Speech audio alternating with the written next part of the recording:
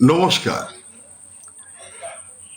এই video clipping একটু দেখুন অনুগ্রহ করে, তারপরে বলছি।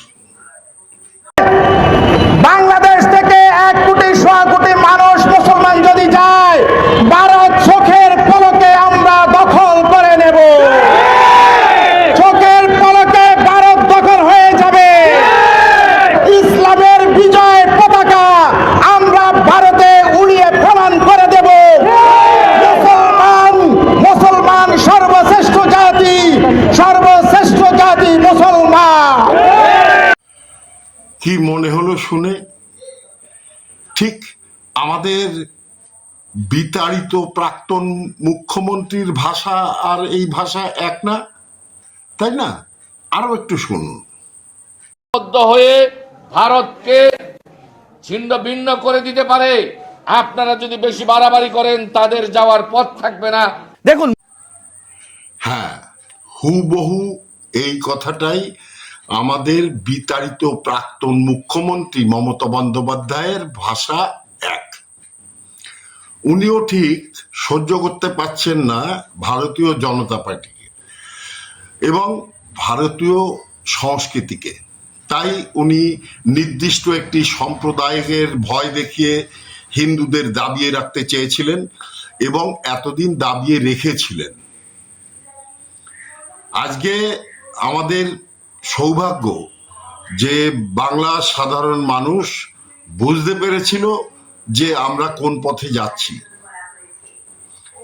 গতকাল আমাদের নবতম মুখ্যমন্ত্রীর প্রথম ক্যাবিনেট বৈঠকে এই সিদ্ধান্ত হয়েছে 170 কিলোমিটার যে অরক্ষিত সীমানা ভারত বাংলাদেশে, সেটাকে কাঁটাতার দেওয়ার জন্য 45 দিনের ভিতরে বিএসএফ কে সেই জমি দেয়া হবে। যে জমির টাকা এই বাংলার প্রাক্তন বিতাড়িত সরকার অনেক আগেই কেন্দ্রীয় অর্থমন্ত্রকের থেকে বুঝে নিয়েও সেই জমি দেয়নি।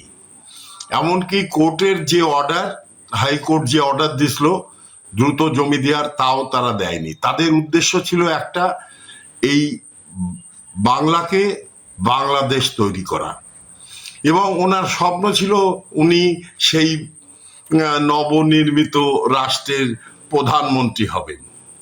কি অদ্ভুত, তাই না? উনি আবার নিজেকে ভারতীয় বলে মনে করেন। উনি প্রমাণ চান সার্জিক্যাল স্ট্রাইকের। উনি পুলওয়ামা হামলার পরে প্রতিনিধি দল পাঠান সেটাকে দেখার জন্যে। উনি পেহেলগাঁও হত্যাকাণ্ডের পরে সেখানে ওনার নির্বাচিত কিছু সদস্যকে পাঠিয়েছিলেন সেটাকে অনুসন্ধানের জন্য। উনি ভারতের রাষ্ট্রপতি, প্রধানমন্ত্রী, স্বরাষ্ট্রমন্ত্রী সবাইকে অপমান করেন, কারণ উনি তো নিজেকে এই বাংলার বা এই ভারতের মানুষ বলে মনেই করেন না। তবু এই ভারতবাসীর উদারতা, ভারত সরকারের উদারতা যে ওনাকে এখনো প্রশ্রয় দিয়েছে, জেলের ভিতরে নেয়নি। ওনাকে অবশ্যই জেলে নেওয়া উচিত এবং উনি যাবেন, উনি এবং ওনার ভাইপো।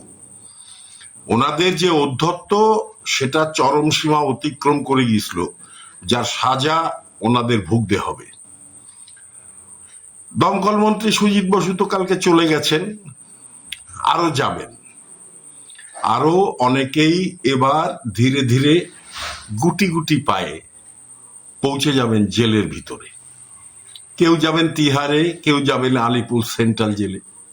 যাই হোক, আপনাদের সবাইকে অনুরোধ করব, কেউ কোনো সন্ত্রাসীমূলক কাজকর্মে অংশগ্রহণ করবেন না।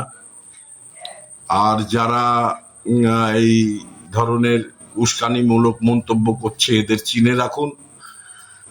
দ্রুত খবর দিন নিকটস্থ থানায়, যাতে কেউ উপদ্রব করলে সে যেন সাথে সাথে অ্যারেস্ট হয়। নমস্কার।